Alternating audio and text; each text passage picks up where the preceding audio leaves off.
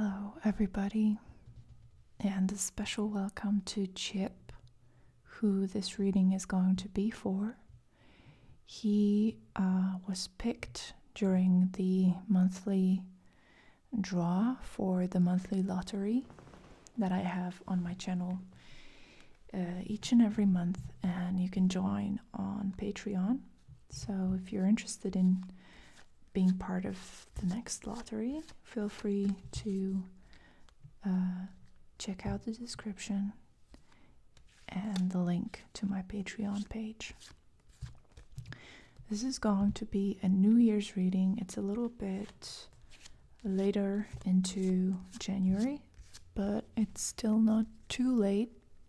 So I hope that you guys are gonna like it, and I hope that Chip is watching this. And I'm using the Aleister Crowley Thoth Tarot deck, which is my first ever deck. It's the oldest one that I own, and it's definitely my number one favorite. So I'm gonna shuffle the cards, and I'd like to ask you, Chip, to close your eyes if possible, or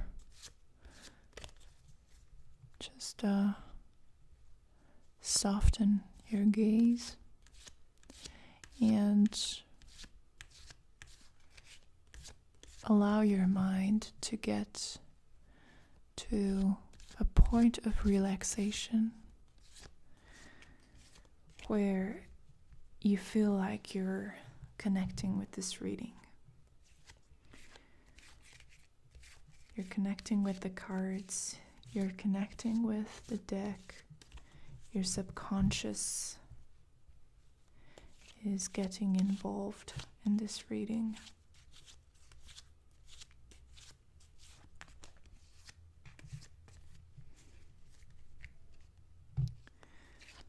Let's see what 2020 is going to be like for you.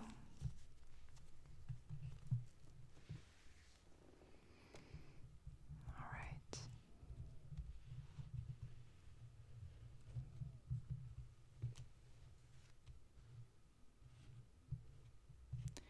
The first card is going to represent the general energies of the year.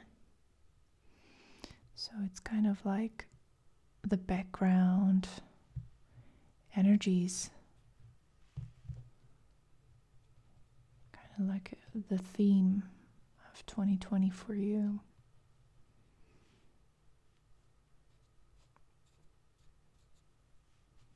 I'm just gonna scan through.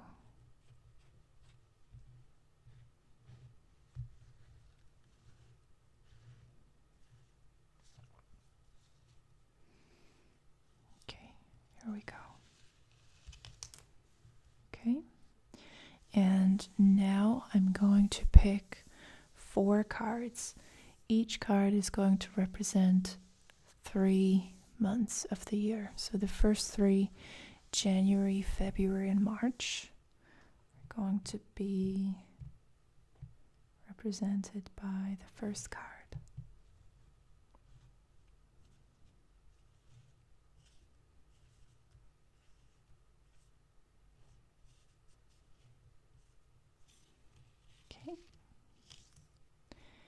April, May, and June.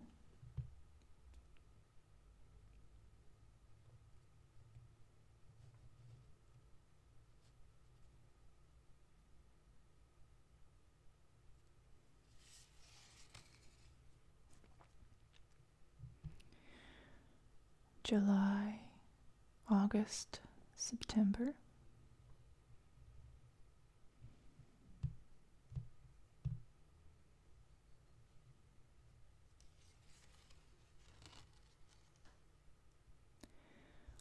October, November, and December.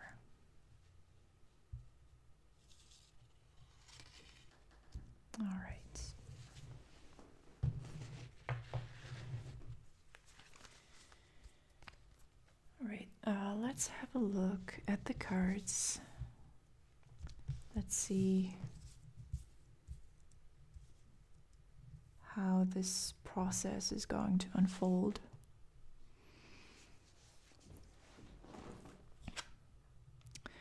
Okay, we have the Seven of Swords as the general theme. And then we have Strength, the Star,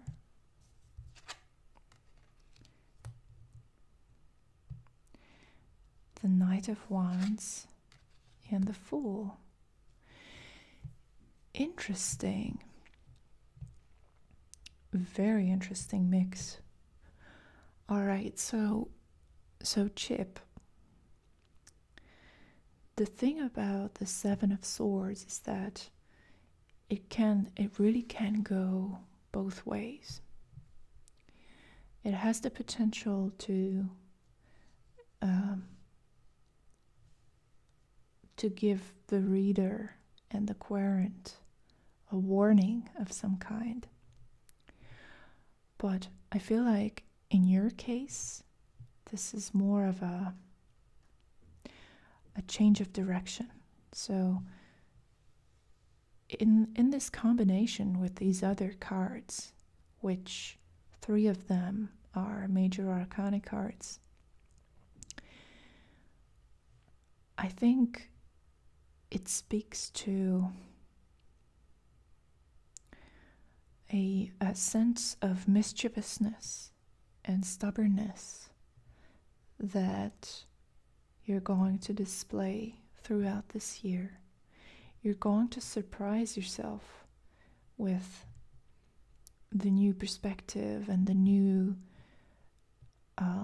way of thinking that emerges within you. The Seven of Swords is morally flexible, to say the least. Sometimes it can refer to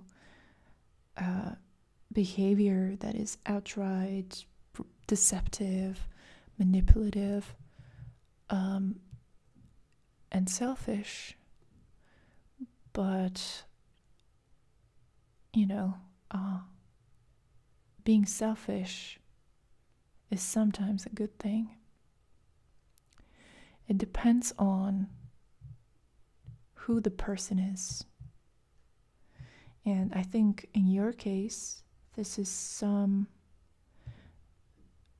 very much needed and required change of direction and change of philosophy in life, where you need to start, and you will be inspired to start ignoring certain conventions and axiomatic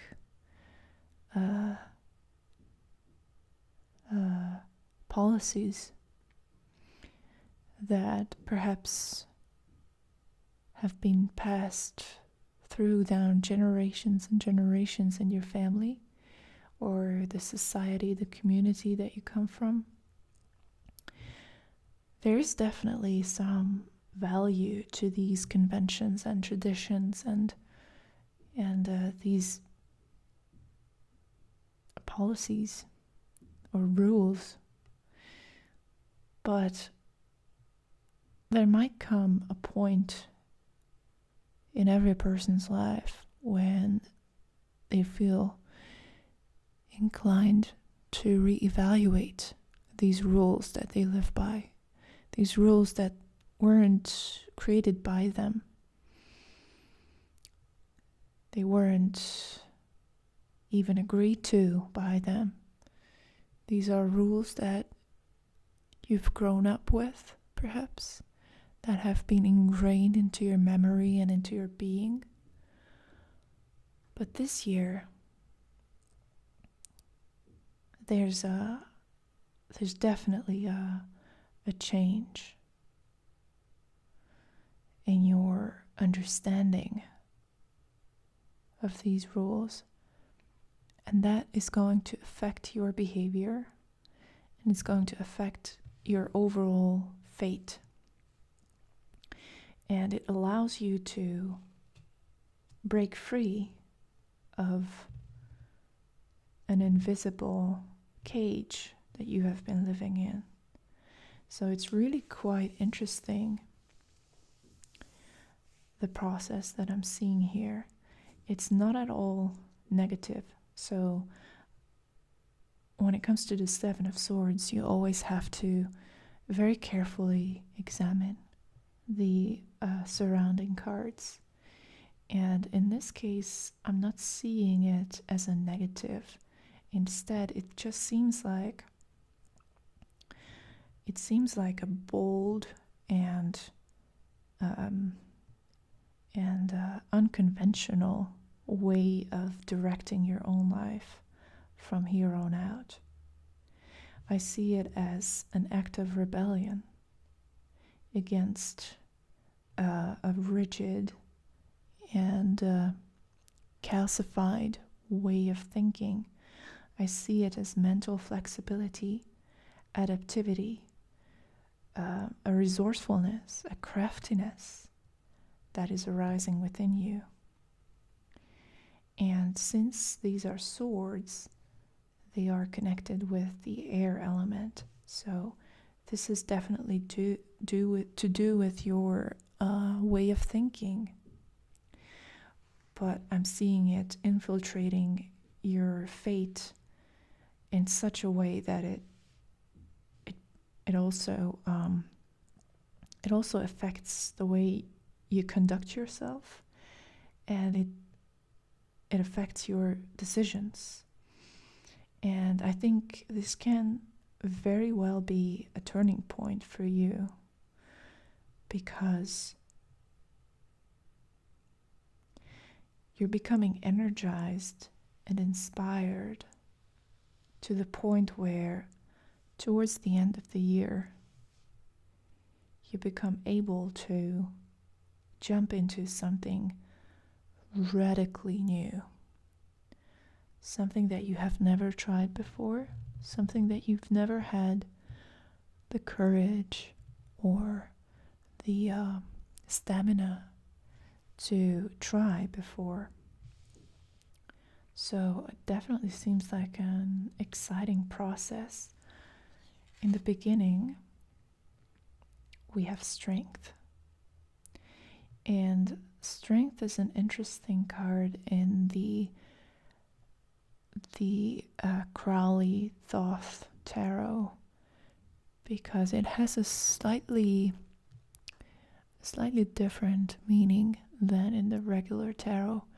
It has more to do with sexuality and more to do with desire and lust, and releasing some of the suppressed and shunned desires that we have.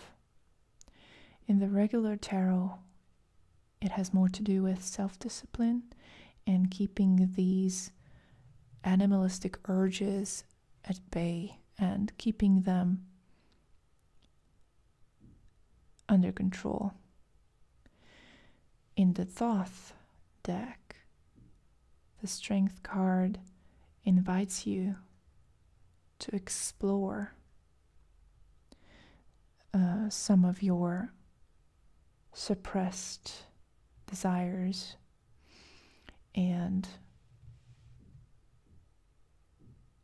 wishes. It's also a powerful manifestation card. So during the first 3 months of the upcoming year, you're going to be able to decide a lot of things for yourself that will have a long-lasting effect. So you're able to light a fire in your own heart that is going to inspire you to keep going, And in general, I see a heightened level of creativity all throughout the year. And so the starting of the year is very powerful and very sort of brave and in medias res. You're jumping into it. I feel like there's a sense of tiredness with having to conform.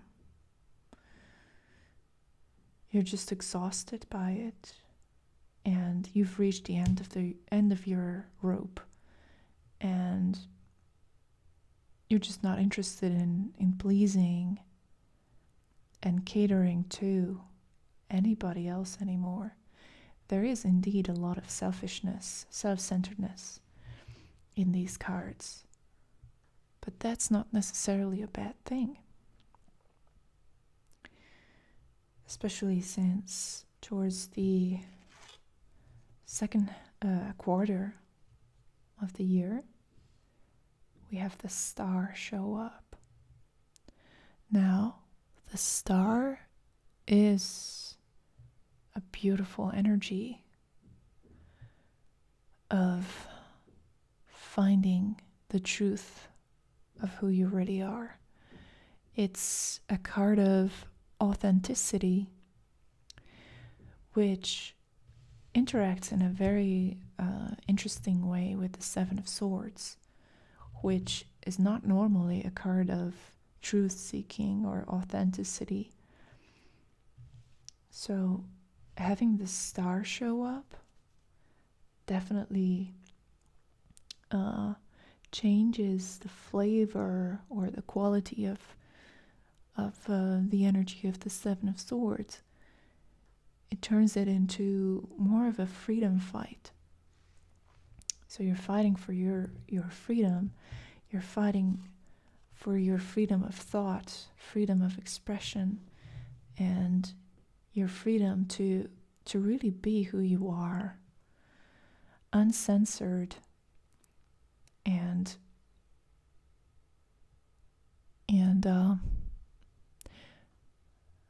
boundless. The star is very optimistic and has a love for humanity.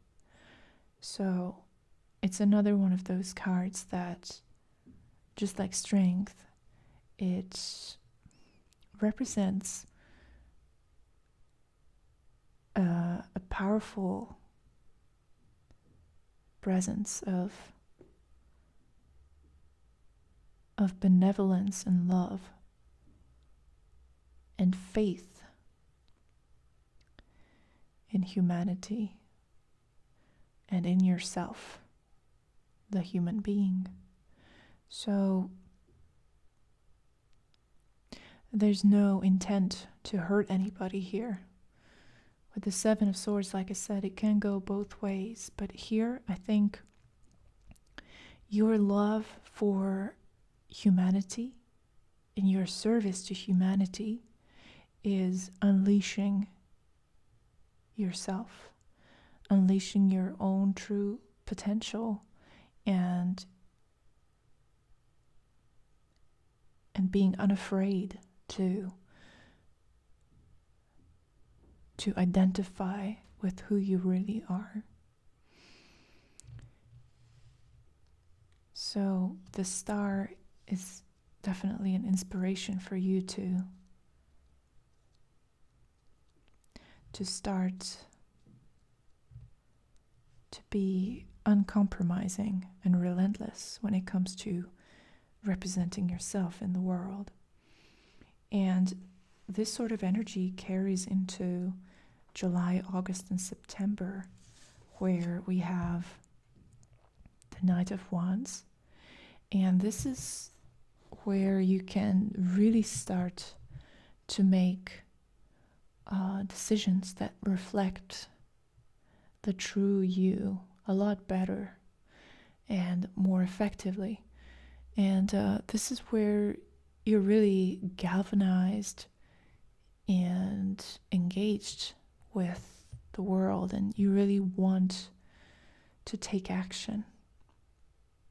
You feel kind of restless and adventurous at the same time. So you're looking for a new challenge here. And this is a good time to try new things. Not necessarily a good time to get committed to any responsibilities, because there's so much fluctuation in this sort of energy that the Knight of Wands is very impatient and all over the place, very volatile. So it's not a trustworthy energy, but you can trust it to inspire you to keep going and keep trying new things and keep engaging with different kinds of activities. So it can be a good environment or atmosphere to travel or to start a new creative endeavor. And one piece of warning that I would give you with the Knight of Wands is that it can be less considerate of other people's feelings. And when combined with the Seven of Swords, that can really make for someone who's kind of entitled, self-absorbed. And I understand, and we all understand, that you are on this journey of self-discovery, and it's all good, but you might want to remind yourself to be considerate of other people's levels of progress, because not everybody is in the same place. Not everybody is at the same level as you are, and that can make you feel a little impatient or less compassionate. But it's important to remind yourself that you have nothing to gain by putting somebody else down. So staying respectful as much as possible is definitely a good rule of thumb for you during this time. But it seems like you're really unstoppable here. You're just there's this inner this fire, this drive that is just carrying you, and it's leading into October, November, and December, where we have the Fool. The Fool is the very first card of the Major Arcana. It's number 0. And it is the card of new beginnings. So I think this is the point where all of this energy has been building up to. This is where you can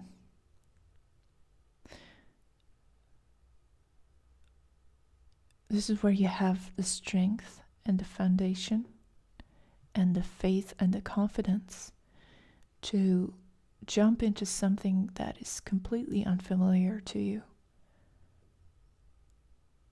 You're ready to venture out into the unknown.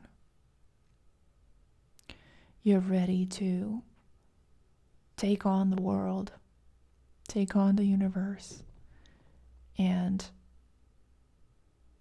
show everybody what you've got.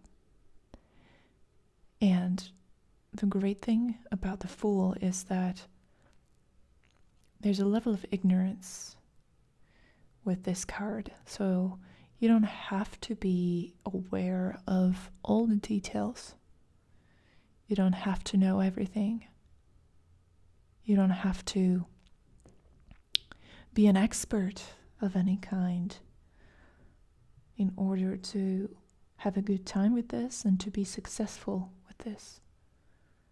All that is needed is to take the initiative and to take a deep dive into whatever it is that it's calling you.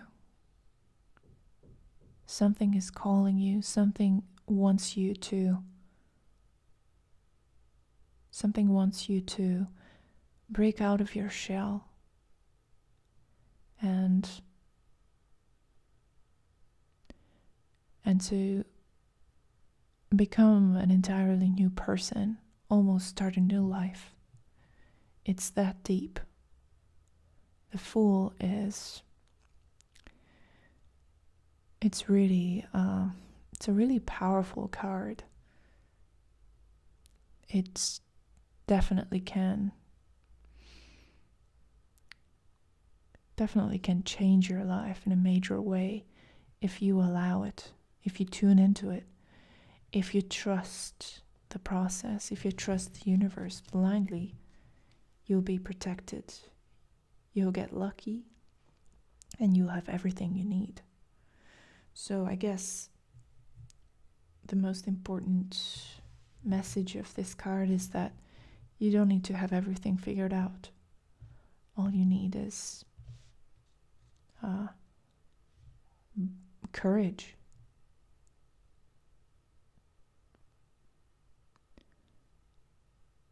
So I hope that you enjoy this reading, Chip, and everybody else who decided to come along and watch this video.